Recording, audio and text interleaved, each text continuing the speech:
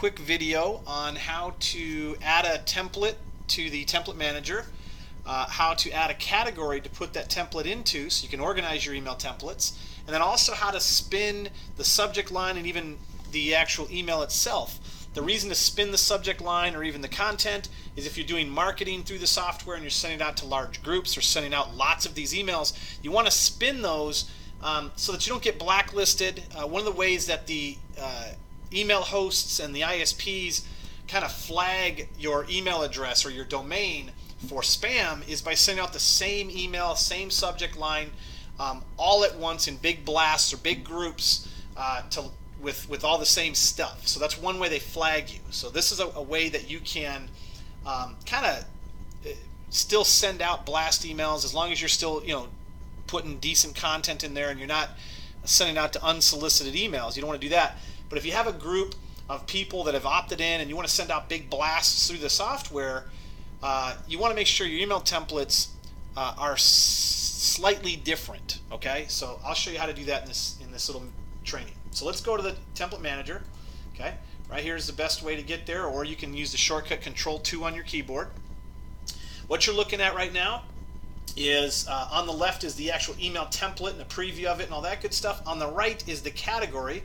So Chad Sales and Info Emails is the category, and then below are all the different email templates within that category. Okay, so to find different categories, I'm going to click right on that Chad Sales and Info. Okay, see that?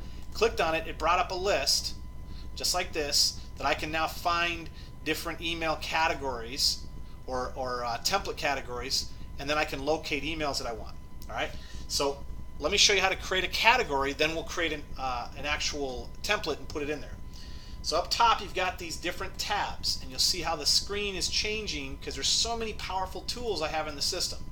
Okay, so one of those tabs up top is categories. To add a category, I'm just going to click right on the add category button just like that. Then I type in the box the name of my category, and I've named my category here. I hit OK. Instantly you see the category is created on the right here, and then it's also created one blank email template so that I can add a template to this category. The way the naming works is whatever the subject line of the email is, that'll also be the name of it in my little category here. So let me create a name. Let's go with 10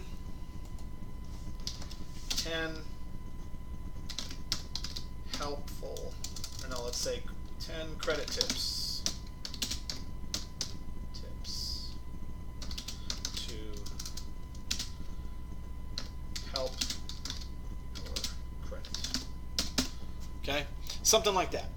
Now let's spin it. Let's make it so that the software can randomly choose, or the subject line that goes out when I send out 100 of these all at once, or 200 or 500, whatever it is, the subject line is going to be different. There's going to be variations of it. So to do that, I'm going to pick words or phrases within the subject line that I want to create other variations of. All right, so let's go with the word tips, for example, would be something I could change. So what I'm going to do is see this symbol I just added. Okay, let me blow it up here real big for you so you can see it right there. Okay, there's the symbol I'm looking for. Okay, just like that. To add it, it's right above the brackets on your keyboard. And then what I'm going to do is the word that I'm going to create variations of, I'm going to put the line break here. It's just a straight up line, and it's right above the backslash on your keyboard. Okay, right above enter. And I'm going to say tips. We'll go hints. Okay, hints and clues. There's going to be our variations. That's good enough. Once I've got my last variation in there, I don't have to put a line break after it. I just close off the bracket. Now I've spun those words, and they're now going to be randomized. And then help your credit. Let's do an entire phrase here. So we'll go like this. Actually, we won't close it off yet because we're not done. And we'll go to build credit, to improve,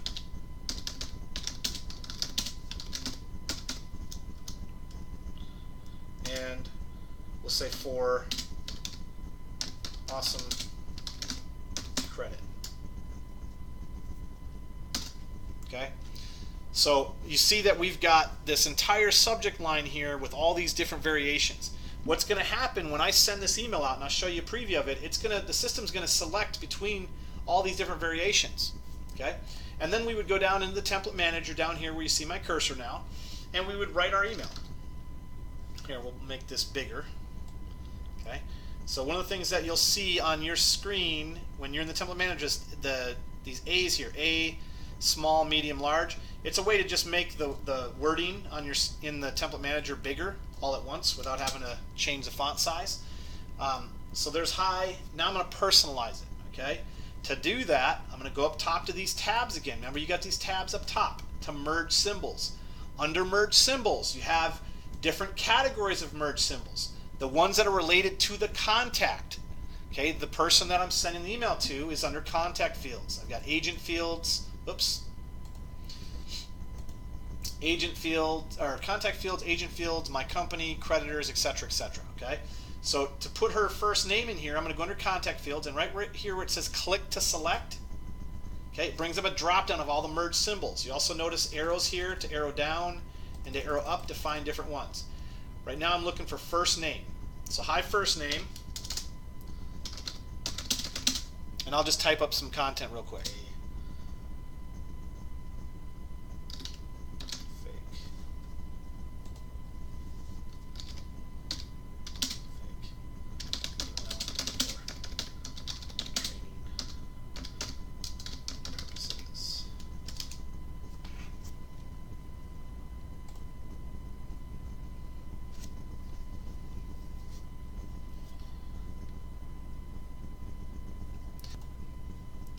So each time I hit this preview button, it's going to change it. 10 hints to build credit. Right?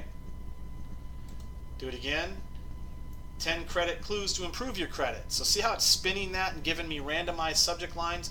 Now I can also do that in the body of the email as much as I want to and make the content completely different every time the email goes out. You can get as fancy as you want with this. But that's how you do it. You can do the same thing with dispute letter templates when you build those. I've got this email created. I've got my category created. Now, when I'm on a contact record, I want to be able to send the email from a contact record or find it in that drop-down. To do that, under the C button here, I'm going to check that box. What that stands for is basically making this email template available on a contact record. C for contact. If this was a dispute letter I was creating, I would check mark the box under D for dispute library. Okay, so in this case, it's a email, so I'm going to put it on the contact records under C here. Now when I go back to my contact here, Johnny Disco, and under templates right here, I want to send him the email.